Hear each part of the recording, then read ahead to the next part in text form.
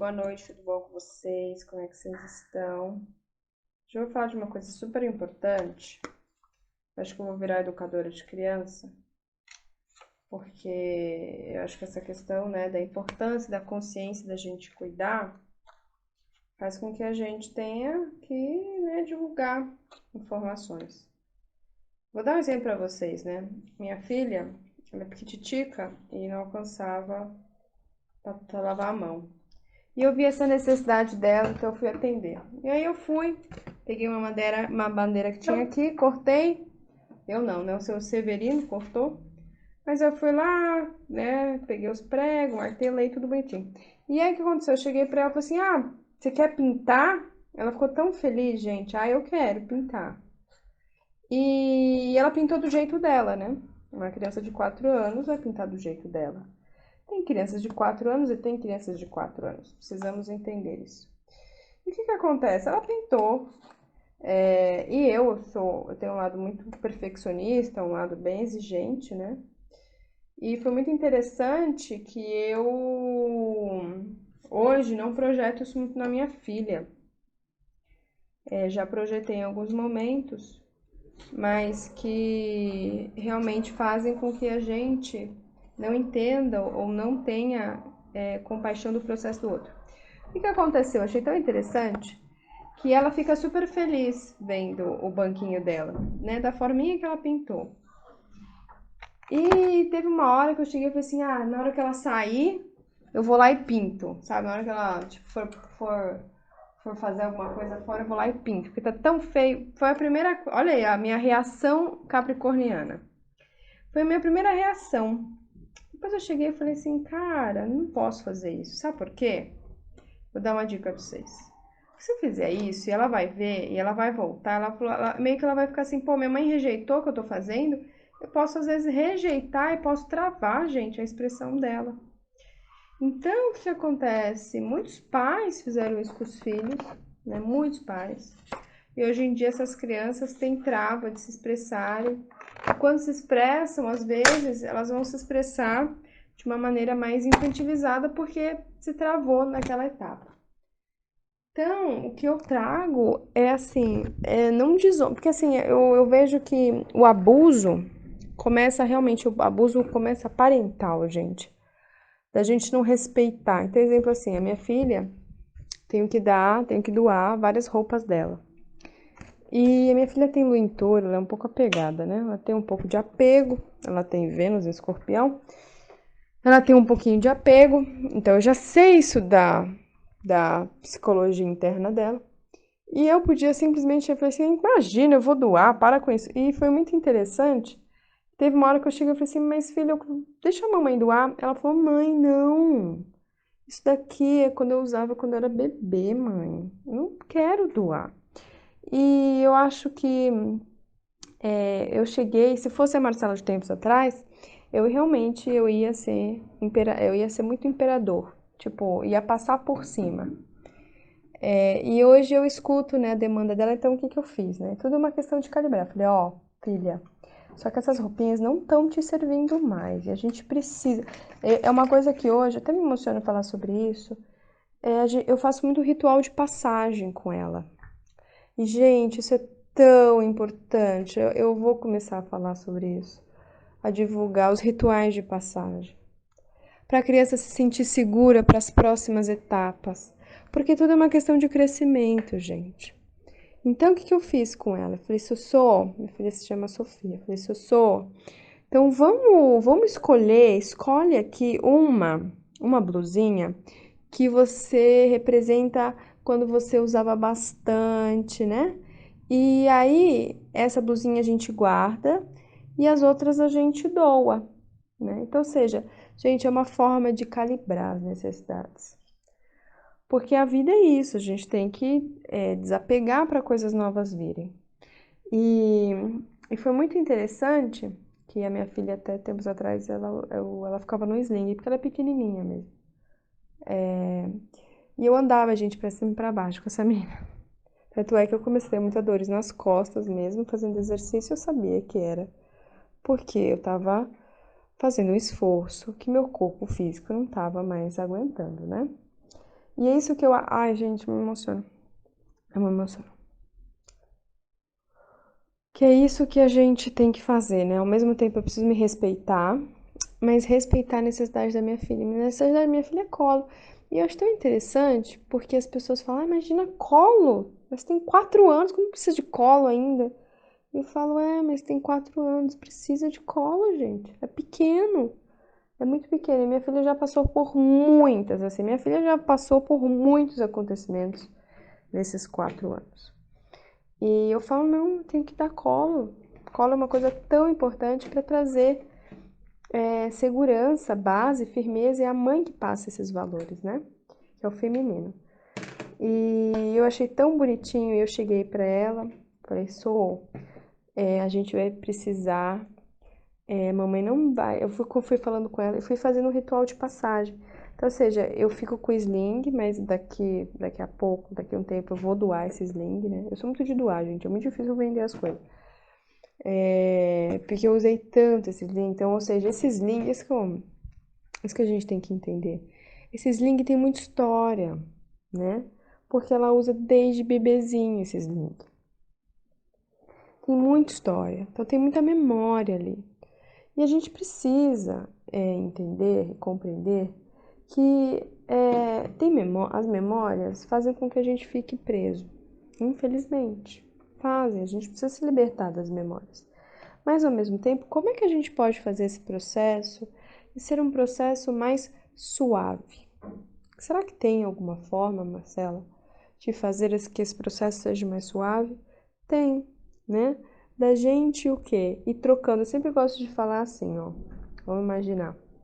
Vamos imaginar que você tá no mar e você tá na boia rosa e você só conhece a boia rosa, então você se agarra à boia rosa, certo? O que vai acontecer? Aquela boia rosa vai começar a ficar apertada para você. E você precisa sair daquela boia rosa, senão você vai se afogar. Só que ao mesmo tempo você tem medo de outra boia, porque você só conhece a boia rosa. Então o que eu faço? O que a gente pode fazer? Você traz a boia nova. Então vamos dizer que agora seja a boia azul. Então você traz a boia nova e aí você segura na boia azul. Você segura na boia azul. Até que uma hora você segura na boia azul, fica um pouquinho na boia azul, volta para a boia rosa. Fica um pouquinho na boia azul, volta para a boia rosa. Até que uma hora você se acostuma, porque isso se chama memória afetiva.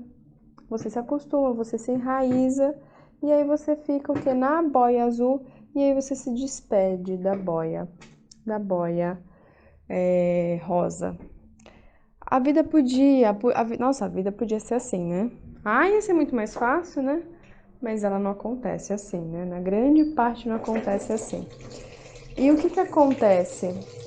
A gente podia fazer esses rituais de passagem, principalmente com as crianças. Pra quê? Sabe por quê, gente? É claro que também, Marcela, mas e uma pastral, né? Tipo, como é que eu vou fazer um ritual de passagem, sendo que às vezes, sei lá, a mãe morre da noite pro dia? E aí, né? Os imprevistos. Como é que a gente faz com os imprevistos? Porque o imprevisto na vida é assim: você tá com a boia rosa, no nada você não tem mais boia rosa. Imprevisto é assim.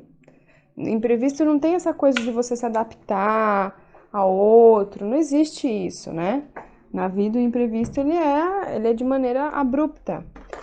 Então o que a gente faz? A gente pode instalar isso nas crianças, de ensinar, né, que a vida, isso é princípio, gente, oriental, né?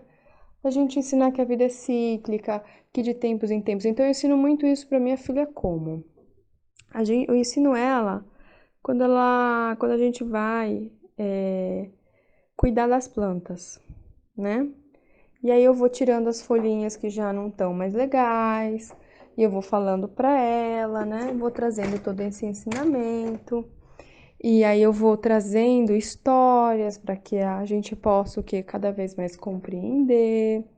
Então esses rituais de passagem, gente, se forem colocados, implementados desde pequenininho, é bem melhor para que depois essas crianças, quando se tornarem adultos, consigam passar por esses processos de transformação, Que a transformação nada mais é isso, gente. Você tá com uma boia rosa, depois você tá com uma boia azul. Isso se chama transformação. Seja algo sem sofrimento. Porque a grande parte dos seres humanos sofre porque não entende que a vida ela é impermanente e que as coisas são trocadas. E eu acho até interessante isso, que às vezes, só para a gente compreender também, às vezes a gente nem perde uma pessoa, às vezes a gente nem perde um objeto. Eu vou trazer um exemplo para vocês. Às vezes na nossa vida, então vamos imaginar que eu gostava muito de ver jogo de futebol. E aí do nada, eu não gosto mais de ver jogo de futebol. Eu era segura de ver jogo de futebol. Gente, vou colocar uma observação. Eu sempre odiei ver jogo de futebol, tá? Só nunca gostei, nunca vi valor nisso. Mas só tô dando exemplo pra ficar fácil. E aí o que que acontece? E aí eu me sentia segura de ver jogo de futebol. Então, seja, me sentia segura, lembra da boia rosa. Só que aí eu era casada. E o meu marido gostava muito de ver futebol também. Só que aí eu mudei, não gosto mais, não me sinto segura, não me sinto à vontade de ver jogo de futebol. Por quê? Porque os valores mudam, as crenças mudam. Então o que acontece? Às vezes na nossa vida a gente nem perde pessoas, nem perde coisas, mas é que as pessoas se transformam e isso, querendo ou não, também nos afeta. Isso, querendo ou não, também nos afeta, né? Então, e aí você fala assim, olha, a gente até pode trocar, só que não mais com relacionado, por exemplo, ao jogo de futebol. Então a vida também acontece isso. Você fala assim, né? Por exemplo, nossa, mas eu era tão amiga daquela pessoa, do nada a pessoa mudou da água pro vinho. E aí eu vou trazer para vocês uma das coisas mais importantes. As pessoas têm o direito de mudar. E as pessoas têm o direito de serem quem elas querem ser. As pessoas têm o direito também de modificarem os seus hábitos. As pessoas têm esse direito e, na verdade, isso é um direito de todo mundo. Então, quando isso acontecer com você, não sofra. Às vezes tem pessoas que param de falar com a gente. Simplesmente param de falar com a gente. E a gente acha que as pessoas têm obrigação de ficar falando com a gente ou ser a mesma pessoa para que isso possa trazer uma certa segurança ou estabilidade. Mas isso, gente, é um engano. O que a gente tem que entender é que cada um tem um processo, esse processo é individual. E quanto mais a gente aceita o nosso processo, que os nossos processos também são de crise, são de caos, quando a gente faz uma perda. Então, exemplo, poxa, eu gostava tanto de jogo de futebol, não gosto mais. A pessoa também fica meio mexida, né? Por mais que seja uma coisa meio fútil, mas só pra gente compreender. E que façam esses rituais de passagem. Eu acho que isso é tão importante. No budismo, quando uma pessoa morre, eles fazem por um tempo, né? Uma reza. Por quê? Porque essa reza é como se fosse um ritual de passagem. Então, que a gente aprenda e a gente implemente aqui no ocidental a fazer os rituais de passagem. Então, quando a gente sabe uma forma que é ritual de passagem, a gente nem percebe quando a gente vai dormir. Quando a gente dorme, quando a gente entra num sono, a gente também está fazendo um ritual de passagem. Porque a gente vai morrer, gente. A morte nada mais é que uma morte. Só que a gente não tem consciência disso ou a gente às vezes não quer saber. Então, que a gente possa fazer rituais de passagem.